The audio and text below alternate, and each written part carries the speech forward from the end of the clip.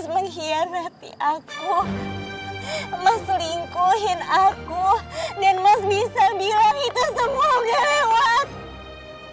Mas jahat. Mas tega sama aku. Mas tega. Jangan. Jangan. Lepasin. Jangan sentuh aku. Jangan sentuh aku.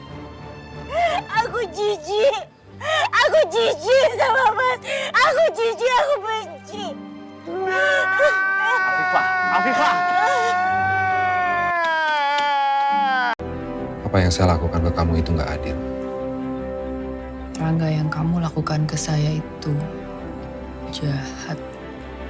Ratusan purnama, ku hanya bisa mengatakan apa yang ku rasa. Ku menangis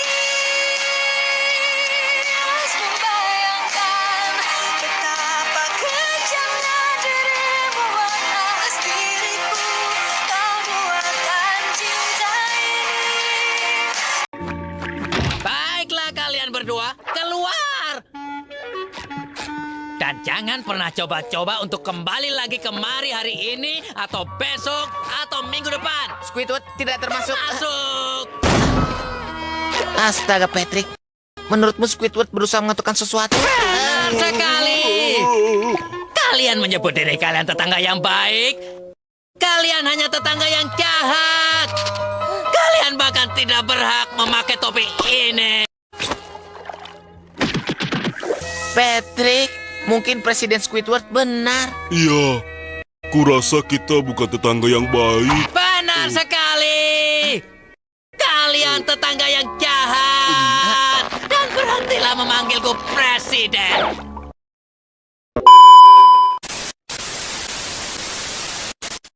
Informasi pertama, saudara. Aksi duel antara korban dan perampok terekam kamera CCTV milik toko bangunan di kawasan Mijen, Kota Semarang, dan berhasil diungkap aparat Polrestabes Semarang.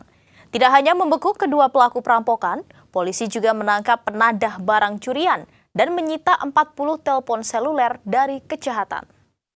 Polda Metro Jaya mencatat angka tindak kejahatan jalanan di Jakarta dalam tahap mengkhawatirkan. Dalam 2 hari ada lebih dari 50 kasus penjamretan dan begal yang terjadi di Jakarta dan sekitarnya. Ribuan botol minuman keras atau miras berbagai merek dan jenis termasuk ciu dimusnahkan jajaran Polres Pekalongan Kota, Polda Jawa Tengah. Ribuan botol miras ini merupakan hasil operasi yang dilaksanakan selama bulan Ramadan 2021. Ya, kembali lagi bersama kami di Buletin News Pagi. Pemirsa, aksi kejar-kejaran dan adu tembak dilakukan polisi saat mengejar pelaku kriminal di jalan raya. Kejar-kejaran pun berakhir setelah polisi menembaki kawanan penjahat lewat kaca depan mobilnya lebih dari 10 kali.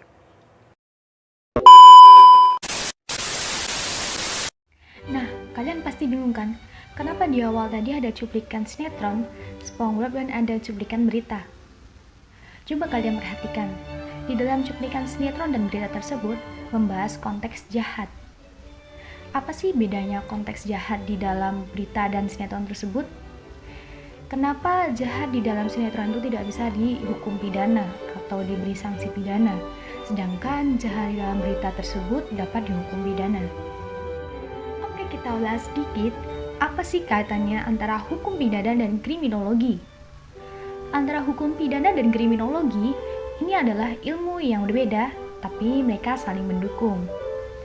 Perbedaannya, di mana fokus objek dalam hukum pidana itu adalah dalam tindak pidana, sedangkan fokus objek dalam kriminologi adalah kejahatan. Di dalam hukum pidana, kita membahas ilmu hukumnya, sedangkan di kriminologi kita membahas ilmu sosialnya. Lalu apa sih bedanya jahat yang dimaksud sama Mbak Afifah, cinta kepada Rangga, dan Squidward kepada SpongeBob dengan jahat yang dimaksud dalam cuplikan-cuplikan berita tersebut? Jahat yang dimaksud cinta yaitu sebuah kejahatan yang lebih luas cakupannya, di mana perspektif kata jahat berhubungan dengan pola perilaku manusia yang tidak disukai oleh masyarakat atau orang lain. Di mana pernyataan itu ditimbulkan dari perasaan, karena perspektif orang kan berbeda-beda, tergantung mereka itu terasa terganggu ataukah tidak. Misalnya, bisa saja menurut Patrick, SpongeBob itu adalah teman yang baik. Tapi menurut Squidward, SpongeBob itu adalah tetangga yang jahat atau teman yang jahat. Sedangkan yang dimaksud jahat menurut berita adalah tindak kejahatan yang sudah diatur dalam undang-undang khususnya KUH pidana buku 2 yang dapat dikatakan sebagai tindak pidana dan tindakan tersebut dapat diberi hukuman pidana atau sanksi pidana. Gimana? Kalian pasti makin penasaran kan? Mau tahu apakah mantan kalian yang jahat itu dapat dihukum dengan hukuman pidana ataukah tidak? Yuk, mari belajar sedikit tentang kejahatan atau kriminologi. Keep on watching. Apakah hukum tindak pidana zaman dahulu sudah dianggap baik? Hukumannya sudah sesuai dengan perbuatannya? Dapatkah kita mengetahui kebenaran adanya kejahatan hanya dengan sekedar perspektif kita saja? Lalu, bagaimanakah kita mengetahui adanya sebuah kejahatan berdasarkan mazhab Italia dan mazhab lingkungan? Saya, Herlana Fatikasari. Dan saya, Febriante Kawardini. Mari kita kupas hal ini dengan mempelajari apa itu kriminologi dan kejahatan, mazhab Italia, dan mazhab Prancis.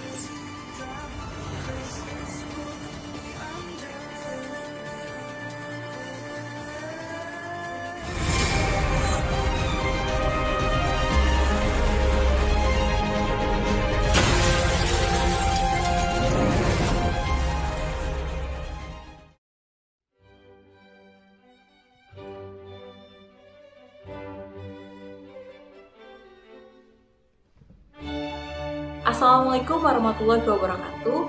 Pertama-tama, saya akan menjelaskan tentang kriminologi dan kejahatan. Perkembangan kriminologi erat sekali dengan perkembangan hukum pidana yang meresahkan, karena adanya kesewenangan oleh para penguasa, dan juga karena adanya perkembangan statistik di mana kriminologi dapat dikatakan sebagai ilmu pengetahuan. Hal ini karena kriminologi memiliki objek yang jelas dan dapat diukur secara objektif. Apa sih kriminologi itu? Kriminologi berasal dari kata krimen yang berarti penjahat atau kejahatan, dan logos yang berarti ilmu pengetahuan. Maka, kriminologi merupakan ilmu pengetahuan tentang kejahatan atau penjahat. Ada pula nih pengertian kriminologi menurut beberapa pakar. Yang pertama adalah menurut Bonger. Kriminologi menurut Bonger adalah ilmu pengetahuan yang bertujuan untuk menyelidiki gejala kejahatan seluas-luasnya. Sedangkan menurut Sutherland, kriminologi adalah keseluruhan ilmu pengetahuan yang berkaitan dengan perbuatan jahat, yang dikategorikan sebagai gejala sosial. Sutherland mengatakan bahwa kriminologi mencakup proses-proses perbuatan hukum, pelanggaran hukum, dan reaksi terhadap pelanggaran hukum. Secara umum, kriminologi bertujuan untuk mempelajari kejahatan dari berbagai aspeknya, sehingga diharapkan dapat memperoleh pemahaman mengenai fenomena kejahatan dengan lebih baik. Apa arti kejahatan dalam kriminologi? Kejahatan dalam artian kriminologi merupakan tiap kelakuan yang bersifat tindak susila dan merugikan. Jadi begini sederhananya, kejahatan merupakan perbuatan yang dianggap jahat oleh orang yang menilainya. Sedangkan kriminologi adalah ilmu pengetahuan yang mempelajari tentang kejahatan tersebut dari berbagai aspek tentunya. Selanjutnya, ada dari sudut pandang hukum yang biasa disebut dengan agreement for the legal point of view. Batasan kejahatan dari sudut pandang ini adalah setiap tingkah laku yang melanggar hukum pidana. Sebaliknya, sejeleknya suatu perbuatan, sepanjang perbuatan itu tidak dilanggar dalam perundang-undangan pidana, perbuatan tersebut tetap sebagai perbuatan yang bukan kejahatan atau tidak melanggar hukum. Menurut para ahli, kekerasan yang digunakan sedemikian rupa sehingga mengakibatkan atau menyebabkan terjadinya kerusakan baik fisik maupun psikis seseorang merupakan kekerasan yang bertentangan dengan hukum. Sedangkan dari sudut pandang masyarakat atau biasa disebut dengan agreement for the sociological point of view, batasan kejahatan dari sudut pandang ini merupakan setiap perbuatan yang melanggar norma-norma yang masih ada atau masih hidup di dalam masyarakat. Sutherland berpendapat bahwa kata-kata kejahatan dan pelanggaran kini merupakan istilah sebagai terjemahan dari istilah-istilah misdrijf atau overtreding dalam bahasa Belanda. Misdrijf atau kejahatan berarti suatu perbuatan yang tercela dan berhubungan dengan hukum. Berarti tidak lain daripada perbuatan melanggar hukum. Sedangkan overtreding atau pelanggaran berarti suatu perbuatan yang melanggar sesuatu dan berhubungan dengan hukum. Berarti tidak lain dari perbuatan melanggar hukum juga kan? Selanjutnya, saya akan menjelaskan tentang mazhab Italia atau positif. Mazhab ini mengadakan penelitian terhadap kejahatan dari sudut pandang antropologis, yang pada akhirnya melahirkan ilmu pengetahuan yang disebut dengan antropologi kriminal. Pelopor dari mazhab ini yaitu Franz dan Spuchheim. Mereka menyelidiki ciri-ciri lahiriah, watak, roman muka, tulisan tangan, dan cara berjalan seseorang penjahat. Ada juga Sheldon Gluck dan Eleanor Gluck yang melakukan studi komparatif antara pria delinquent dan non-delinquent. Hasil penelitiannya menyatakan bahwa pria delinquent didapati memiliki wajah yang lebih sempit, dada yang lebih besar, pinggang yang lebih besar, lengan bawah dan lengan atas yang lebih besar dibandingkan dengan non-delinquent. Penelitian juga mendapati bahwa 60% delinquent didominasi oleh yang mesomorphic. Sheldon memformulasikan somatotype menjadi 3 kelompok. Yang pertama, the endomorph, tubuh gemuk. Yang kedua, the mesomorph, berotot dan bertubuh atletis. Yang ketiga, the ectomorph, tinggi, kurus, fisik yang rapuh. Menurut Sheldon, orang yang didominasi sifat bawaan mesomorph cenderung lebih dari orang lainnya untuk terlibat dalam perilaku ilegal.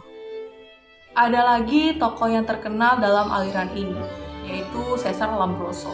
Teori Brown Criminal dari Cesar Lombroso pada tahun 1835 sampai 1909. Lahir dari ide yang diilhami oleh teori Darwin tentang evolusi manusia. Di sini, Lombroso membantah tentang sifat free will yang dimiliki manusia. Doktrin atavisme positivis Comte, evolusi dari Darwin, serta poiner-poiner lain menurutnya membuktikan adanya sifat hewani yang diturunkan oleh nenek moyang manusia. Gen ini dapat muncul sewaktu-waktu dari turunannya, yang memunculkan sifat jahat pada manusia modern. Contohnya saja banyak sekali orang-orang kulit hitam dianggap sebagai penjahat. Misalnya anggapan jahat kepada orang-orang Papua, sampai-sampai mereka mengeluarkan petisi bahwa mereka ini juga manusia, bukan hewan. Ajaran inti dalam penjelasan awal Lombroso tentang kejahatan adalah bahwa Lombroso mengklaim para penjahat mewakili suatu bentuk kemerosotan yang termanifestasikan dalam karakter fisik yang merefleksikan suatu bentuk awal dari evolusi. Oleh karena itu, teorinya ini disebut dengan teori evolusi kejahatan. Dengan teori evolusinya ini, Lombroso menyimpulkan bahwa A. Penjahat itu dilahirkan dengan tipe tertentu. B. Tipe itu dapat dikenal dengan melalui beberapa tanda fisik, semisalnya tengkorak yang asimetris, dagu yang memanjang, hidung yang pesek, janggut yang jarang dan mudah merasa sakit. Tipe kriminal akan nampak jika seseorang mempunyai lebih dari 5 buah tanda fisik. Bahkan bisa juga dengan memiliki 3 tanda fisik saja. Yang C, tanda-tanda fisik itu tidak dengan sendirinya menjadi penyebab kejahatan. Akan tetapi, tanda-tanda fisik ini dapat dipergunakan untuk mengenal pribadi-pribadi yang cenderung melakukan kejahatan. Karena pribadi yang bersangkutan mengalami kemunduran di alam liar. D. Oleh karena alam pribadi yang demikian, mereka tidak mampu untuk menghindari kejahatan. kecuali bila mana keadaan lingkungan tidak memberikan kesempatan untuk mereka berbuat jahat. Yang beberapa pengikut Lombroso berpendapat bahwa ada beberapa jenis penjahat, misalnya pencurian, pembunuhan, atau pelanggaran seks dapat dibedakan antara yang satu dengan lainnya, yaitu dengan meneliti tanda-tanda fisik mereka. Atau kalian boleh deh lihat film Just Smart 2019 yang mengangkat kisah nyata seorang pengacara lulusan Harvard, Brian Stevenson atau Michael B. Jordan, dalam memperjuangkan keadilan, terutama bagi warga kulit hitam yang terancam hukuman mati atas tuduhan pembunuhan terhadap seorang perempuan kulit putih bernama Rhonda Marison pada 1986, tanpa proses peradilan jelas. Perjuangan ini sudah dimulai sejak Stevenson lulus kuliah. Meski kasus MC Milan itu akhirnya rapuh, hingga saat ini Stevenson masih berjuang menerobos labirin sistem hukum Amerika Serikat di bawah bayang-bayang rasialisme. You ain't quitting, is you? No, sir. Each of us is more than the worst thing that we've ever done. I know what it's like to be in the shadows. It's my dad. He do nothing wrong. It's never too late for justice. You're the only one kid enough to fight for me. If we could look at ourselves closely, we can change this world for the better. We all need grace. We all need mercy. I got my truth back. You gave that to me. And ain't nobody gonna take that from us. Yang berikutnya adalah mazhab Prancis atau mazhab lingkungan. Mazhab Prancis atau mazhab lingkungan muncul sebagai reaksi dari mazhab Italia, karena dalam mazhab ini sangat memperhatikan kondisi lingkungan masyarakat. Mazhab ini memiliki semboyan, dunia adalah lebih bertanggung jawab terhadap bagaimana jadinya saya pada diri pribadi sendiri. Demikian juga, seseorang menjadi penjahat bukan dari manusia itu sendiri, tetapi dipengaruhi oleh faktor lingkungan.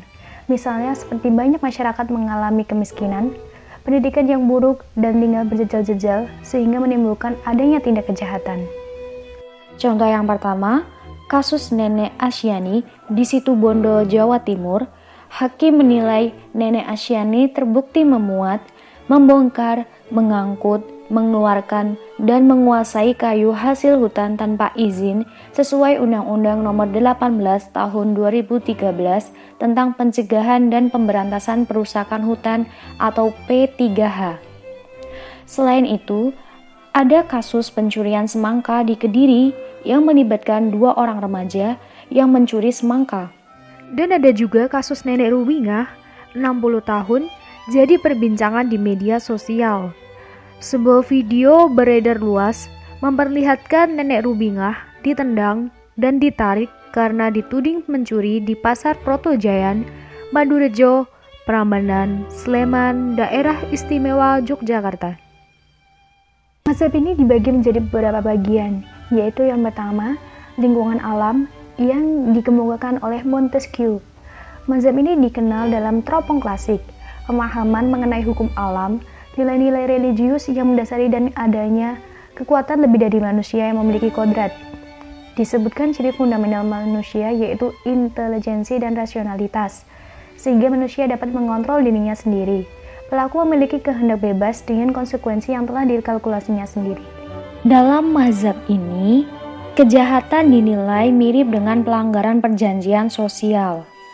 Kejahatan adalah hasil pilihan bebas dari individu yang menilai untung ruginya perbuatan jahat yang dilakukannya. Seperti contoh, pencuri yang didenda 10 juta dan di situ ada dompet yang isinya 50.000, pasti pencurinya mempertimbangkan apakah akan mengambil isi uang dalam dompet itu ataukah tidak. Berikutnya lingkungan sosial yang dikemukakan oleh tokoh Alexander Guthrie Edwin H. Sutherland, dan M.D. Bates. Misalnya, Leka Segne menyatakan bahwa keadaan sosial sekeliling adalah pembenihan untuk kejahatan. Dredd menyatakan bahwa kriminalitas bukan gejala antropologis, melainkan karena gejala sosial, seperti juga gejala sosial lain yang dipengaruhi oleh imitasi. Sedangkan menurut M.D. Bates, pada lapisan masyarakat, ia mengasingkan diri terhadap Tuhan serta berpandangan hidup dan berpandangan dunia yang sama sekali kosong dari kecenderungan moral merupakan dasar hitam, sehingga kebusukan dan kejahatan mudah berkembang dengan subur. Dalam mazhab sosial ini dikelompokkan lagi menjadi 3 kategori umum. Yang pertama, anomi atau ketiadaan norma atau strain ketegangan. Teori anomi beranggapan bahwa seluruh anggota masyarakat mengikuti nilai-nilai budaya kelas menengah, yakni adanya anggapan bahwa nilai-nilai budaya terpenting adalah keberhasilan, karena orang-orang kelas bawah tidak mempunyai sarana-sarana yang sah atau yang dapat disebut legitimate means untuk mencapai tujuan tersebut. Sebagai contohnya seperti gaji tinggi, bidang usaha yang maju, dan lain-lain. Mereka menjadi frustasi dan beralih menggunakan sarana-sarana yang tidak sah atau dapat dikatakan illegitimate means. Sebagai contoh, belakangan ini sangat terasa sekali ajang kompetisi hidup mewah di kalangan remaja khususnya.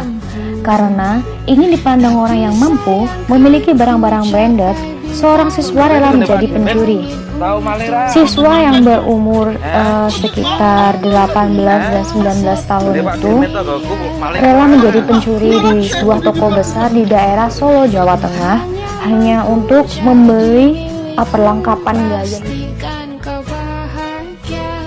Yang kedua, cultural deviance atau penyimpangan budaya, di mana teori penyimpangan budaya mengklaim bahwa orang-orang dari kelas bawah memiliki seperangkat nilai-nilai yang berbeda, yang cenderung konflik dengan nilai-nilai kelas menengah. Nah, sehingga konsekuensinya mereka mungkin telah melanggar norma-norma konvensional dengan cara mencuri, merampok, dan lain sebagainya.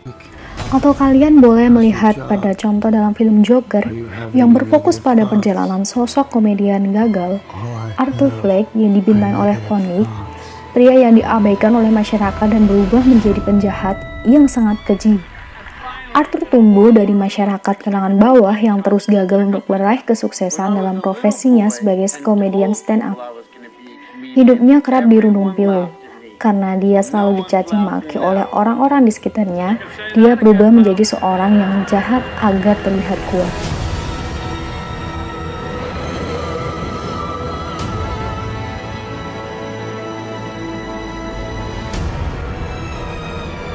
It's so awful, isn't it?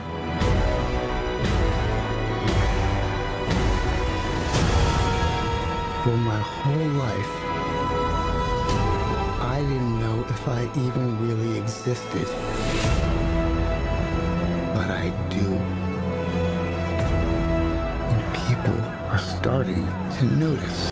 Dan yang terakhir yaitu social control atau kontrol sosial. Berangkat dari suatu asumsi atau anggapan bahwa individu di masyarakat mempunyai kecenderungan yang sama, kemungkinannya menjadi baik atau jahat. Baik jahatnya seseorang sepenuhnya tergantung pada masyarakatnya. Contoh dalam sosial lainnya adalah dalam serial drama The Penthouse. Dalam serial ini diceritakan adanya diskriminasi kasta dalam merekrut siswa di sekolah seni Cheong-ah, di mana hal ini menimbulkan pembunuhan terhadap seorang siswi baru yang memiliki surat terbaik yang bernama Min Cheong-ah. Namun dia hidup sebatang kara. Dalam serial ini, banyak sekali orang-orang baik yang dihasut oleh tetangganya agar menjadi orang jahat untuk memenangkan semua ambisinya. Nah, mazhab yang terakhir dari mazhab lingkungan atau mazhab Prancis yaitu lingkungan ekonomi yang dikemukakan oleh F. Turati, N. Colageni, dan W. A. Bonger. Mazhab ini berpengaruh pada abad 18 hingga 19 awal. F. Turati, dia menyatakan bahwa tidak hanya kekurangan dan kesengsaraan saja yang dapat menimbulkan kejahatan, tetapi juga didorong oleh nafsu ingin memiliki yang berhubungan erat dengan sistem ekonomi pada waktu sekarang yang mendorong kejahatan ekonomi. Sedangkan N. Colageni menyatakan bahwa timbulnya kejahatan ekonomi dengan gejala patologi sosial yang berasal dari kejahatan politik mempunyai hubungan dengan keadaan kritis. Contoh nyata Di Indonesia banyak sekali kasus korupsi yang dipengaruhi dari sektor ekonomi, yang bagi mereka itu selalu kurang dan kurang, karena gaya hidup yang bersaing antar satu dengan yang lain.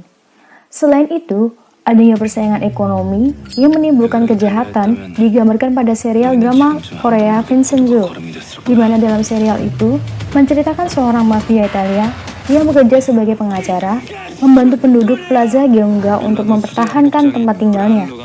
Hal tersebut dikarenakan ketamakan, kerakusan, dan nafsu dunia para petinggi negara, pengusaha, dan penegak hukum yang tidak adil di Korea. Mereka berlomba-lomba mencari emas milik Vincenzo dan mencari tahta dengan cara yang ilegal. 네 모가지 꺾는 거는 손가락에 힘도 안 들어가니까. 난 반드시 이 건물을 되찾을 거고 니들 모두 대가를 치르게 할 거야. Yap, secara garis besar, ada 3 aspek yang dikaji oleh kriminologi. Yang pertama, kejahatan. Yang kedua adalah pelaku. Dan yang ketiga adalah respon masyarakat. Jadi kesimpulannya adalah, tindak pidana itu perbuatan yang dilarang dalam undang-undang atau yang sudah diatur dalam undang-undang dan dapat diselesaikan dengan cara sanksi pidana, di mana sanksi pidana itu terkenal sangatlah kejam ya teman-teman. Sedangkan kejahatan itu cakupannya lebih luas dari tindak pidana, yaitu perbuatan yang dinilai jahat oleh orang lain dan masyarakat tergantung dari perspektifnya mereka sendiri. Kejahatan dapat diukur dari perasaan, sedangkan tindak pidana ini diatur dalam undang-undang. Tindak pidana sudah pasti kejahatan, tapi kejahatan belum tentu termasuk tindak pidana. Misalnya, pacar kalian melakukan KDHP atau kekerasan dalam pacaran, di mana kalian sering cekcok berantem dan kamu terus-terusan jadikan korban.